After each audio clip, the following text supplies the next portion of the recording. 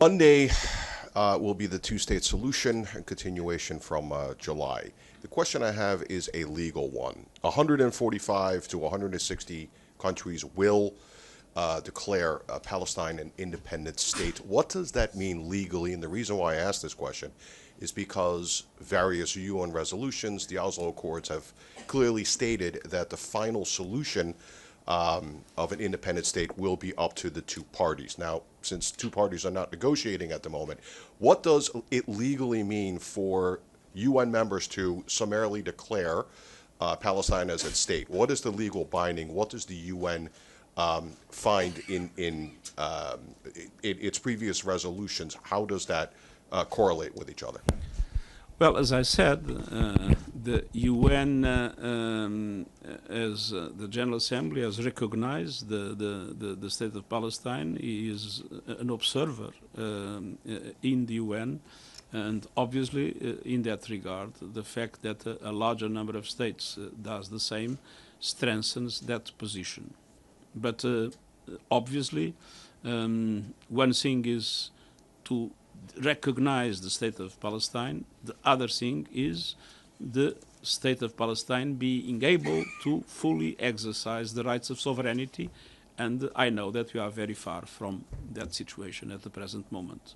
And I hope that there will be a serious negotiation leading to that. You, Kyoto?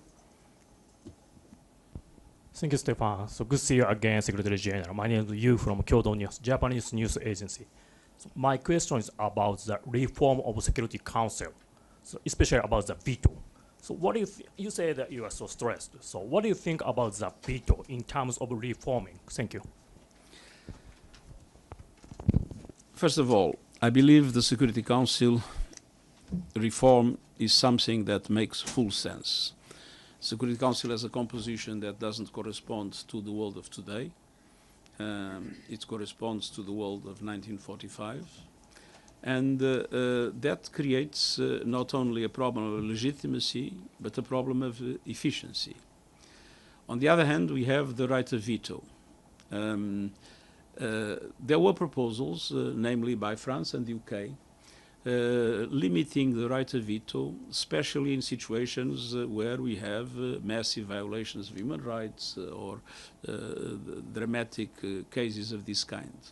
And I see with sympathy that proposal, but of course it's up to member states to look seriously into the reform of the Security Council. The one thing that I can tell you is that I believe I'm the first Secretary General that talks all the time about the need to reform the Security Council.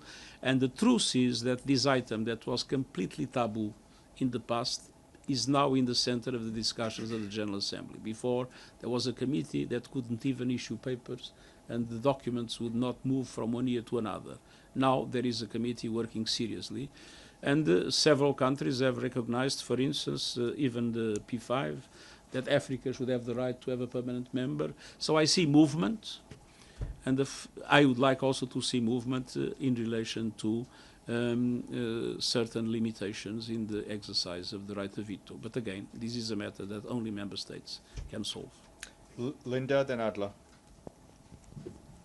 Thank you. Raise your, yeah. Here. Linda Fasulo for NPR, the UN. My question is going back to Gaza. Mr. Secretary General,